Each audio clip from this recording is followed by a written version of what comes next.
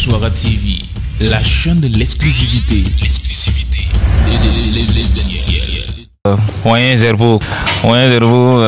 Bonjour. Bonjour, monsieur Hassan Medeb. Voilà, donc on va rentrer dans le vif du sujet. On te voit plusieurs fois sur Facebook en train de publier des informations qui ne sont pas du goût de tout le monde, notamment sur l'armée. Maintenant, nous allons commencer par certaines publications que tu as faites sur l'armée burkinabé. Aujourd'hui, qu'est-ce qui te motive? Quelle est la raison réelle de toutes ces publications qui ne sont pas du goût de tout le monde, il faut le dire? Dites-vous que de prime abord, sachez qu'un citoyen a d'abord des devoirs. J'aime à le dire, la jeunesse qui se réveille, j'ai des droits, à chaque fois j'ai des droits. On a d'abord des devoirs avant d'avoir des droits. Parce que un droit fait forcément référence à un devoir. Et pour cela, un citoyen qui a conscience de son rôle de citoyen doit avoir deux attitudes. La première, c'est de participer à la construction, à l'effort national, de contribuer à l'éclosion du développement. Ça, c'est son premier devoir, l'attitude 1. L'attitude 2, c'est maintenant de veiller à ce que ces efforts portent, veiller à ce que les conditions soient créées afin que les efforts qu'il jette, c'est-à-dire dans l'effort national, puissent avoir une répercussion dans l'espace et dans le temps. Donc, moi, Wanyé Zerbo, quelle est la motivation? Ma première motivation, c'est que pendant 7 ans, j'ai assumé la première attitude qui est d'apporter ma part d'effort, ma part de contribution à l'éclosion du développement, à l'avènement du bien-être de la société. Ensuite, quand pendant 7 ans tu le fais sans bruit, sans discuter, à un moment donné, quand tu es face à une réalité qui fait que tous tes efforts tombent dans l'eau, qui fait que tout ce que tu as construit pendant 7 ans, 8 ans ne peut avoir une répercussion dans l'espace et dans le temps, c'est maintenant que la deuxième attitude s'impose à toi. Il faut forcément que tu ailles dire et tes constatations, que tu ailles proposer, que tu ailles interpeller qui est le droit afin que chacun joue son rôle.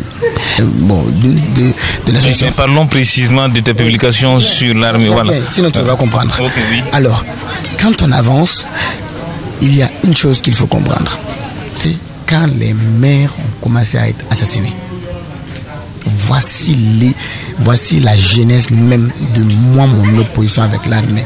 Quand on a assassiné le premier maire, les maires sont moi, mes collaborateurs directs par rapport à l'effort que je fournis. Ensuite, j'ai dit, et je me rends compte qu'au même moment, le gouvernement est en train de payer des véhicules, le gouvernement est en train de parler et ne rien faire, le gouvernement, chaque fois que ça meurt, il sort, il parle, il va dormir. J'ai dit, à cette allure, je pense que mes efforts, les efforts que je consens patriotiquement en tant que modèle de citoyen seront compromis. Autre chose, on a commencé à fermer des écoles. On a commencé à fermer un palais de justice. Je me suis dit là, c'est le gouvernement qui est en train vraiment de se défaire de sa responsabilité.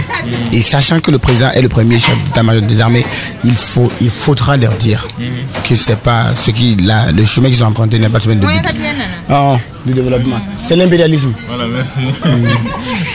Donc, vive la révolution. Amen.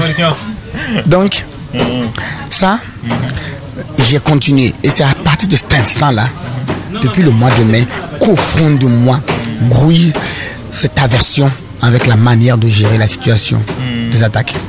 Et quand on évolue, je n'ai pas changé, mais j'étais modéré, j'étais pondéré. J'allais vers le président. Et au fur et à mesure qu'on avance, tu te rends compte qu'en réalité, l'armée même n'en est plus une. Dans la forme d'organisation, dans le fond et dans la forme, ça n'en est plus une. Donc, quand on avance, on a perdu l'Est. Quand ça a commencé, j'ai commencé maintenant à leur dire ça, à dire ce que je pense. Et la goutte d'eau qui a fait déborder le vase, c'est qu'ils ont menti sur des frappes aériennes alors qu'on est en train de perdre des militaires. Et ça, je n'ai pas supporté. La première chose auquel je me suis réellement et sincèrement opposé et que j'ai mis tous les moyens pour prouver, c'est-à-dire mon opinion, c'était les frappes aériennes dans la forêt de Pama qui étaient fausses. Et ce qui m'a fait mal, c'est que quand on perd des hommes, on ne doit pas mentir. Surtout pas à la population qui est capable d'analyser. Quand j'ai vu l'application, d'abord... Mais ce qui intéresse les gens, qu'est-ce qui vous fait dire que c'est un mensonge? Est-ce que vous avez des preuves qui montrent que voilà, cette information est un mensonge? J'ai des preuves palpables que l'info est un mensonge. J'ai des preuves palpables. Premièrement, je me suis déporté dans les lieux. D'abord, j'ai reçu des alertes parce que j'ai des élèves. J'étais à l'Est, j'étais à Pama Gaïri, j'ai formé des gens. Et quand j'ai véhiculé l'information selon laquelle l'armée a fait des frappes, un de mes élèves m'est revenu et m'a dit: ah monsieur, nous on n'a rien vu. Hein. Voici ce qui m'a mis la puce à l'oreille. Et pendant ce temps, j'ai vu le communiqué, j'ai contacté en même temps la chargée de communiqué. Il dit: ah les gars disent n'avoir rien vu. Le mec qui me dit c'est pas cohérent. Le mec qui me dit que non, qu'il était à Bobo, que les choses sont passées à son insu alors qu'il est de la communication. Ça c'est déjà incohérent. Qu'un chargé de communication de l'armée soit en mission à Bobo et que les choses se fassent 2 jours après qu'il ne soit pas au courant. Parce qu'il est de la communication et qu'il n'est pas au courant. Il me dit que quand il est arrivé, il a demandé s'il y a un communiqué, on a dit il y a un communiqué, il a diffusé. Je me dis ça déjà, ça prouve qu'il y a quelque chose qui va pas. Et quand je commençais à ressortir déjà l'analyse que j'ai faite de la chose, déjà on commençait à me revenir. J'ai dit il n'y a pas de problème. Je me suis rendu dans les lieux. J'ai fait une vidéo. Il n'y avait pas de frappe. Je l'ai démontré de par le lieu dit frappé, il n'y avait aucune trace d'obus. Et je me suis renseigné sur tous les types d'armes qu'on peut utiliser, parce que si frappe il y a eu, c'est avec des hélicos. Et les hélicos ne peuvent pas passer dans un environnement sans être apercevable dans un rayon de 15 km. C'est pas possible. Les hélicos que nous avons, le Burkina n'est pas capable de faire ça. Bien, 15 km et une frappe aérienne, quand c'est fait, c'est avec des obus. Et l'obus, l'impact d'un obus s'aperçoit après explosion dans un rayon d'au moins 25 mètres. C'est pas le cas. Mieux encore, quand on fait des frappes aériennes, il y a des dégâts. Et quand ces dégâts doivent être mesurables, visibles, concrets. Tant qu'on n'a pas déblayé le terrain, ces impacts sont visibles tout au long, à moins qu'il n'y ait pluie, à moins qu'il n'y ait vent, à moins qu'il n'y ait si. Est-ce que ce lieu-là est accessible? Oui. C'est ça la question qu'on se pose. Parce qu'ils ont été très clairs. Forêt de Pama, forêt de Gaïri. Et la forêt de Gaïri et la forêt de Pama, c'est une chose. C'est à 15 km des habitations. 15 km. Mais dites-vous que le lieu dit frappé, normalement, le lieu du frappé dont je vous parle là, vous connaissez le campement de Kompien-Biga. C'est à 30 km de campement de Kompien-Biga qui a été attaqué et miné. Et on n'a pas eu accès à ça. Moi, je me suis approché à 15-20 km des lieux.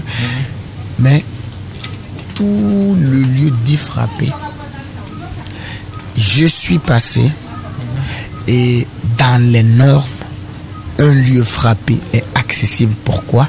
Parce que les dégâts émis font forcément ce qu'on appelle l'inertie. C'est-à-dire qu'il n'y a plus possibilité d'y séjourner pendant un temps donné. Et quand quelqu'un est attaqué dans un endroit, forcément, il serait plus dans un autre endroit où il pourra riposter, au mieux se sauver. Donc quand une attaque est perpétrée, aérienne surtout est perpétrée dans un endroit, le lieu est désert. Ça, c'est pas moi qui le dis. Le comportement de survie va pousser ceux qui sont attaqués à se replier. On ne peut pas. De toute façon, ils vont mourir. Ça, c'est la première des choses. J'ai vu les lieux. Les lieux sont accessibles. La RTB est partie. La RTB n'a rien vu non plus. La RTB s'est contentée de montrer les cratères faits par les mines personnelles que les djihadistes ont posés. Ils sont allés dans la forêt de Pama de Gaïa. Ils n'ont pas montré un obus. Ils n'ont pas montré de douille. Quoi qu'il arrive, une attaque aérienne fait appel à un obus. Un obus a toujours une